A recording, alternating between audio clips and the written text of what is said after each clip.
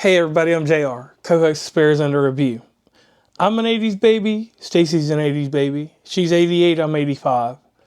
And a little bit of difference makes it hard on certain movies.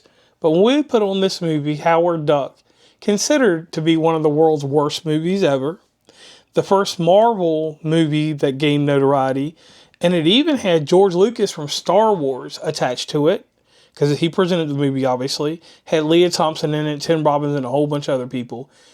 This one right here, I know you're going to enjoy it. There are episode about this. And this movie has some weird things going on in it that just don't work in this day and age.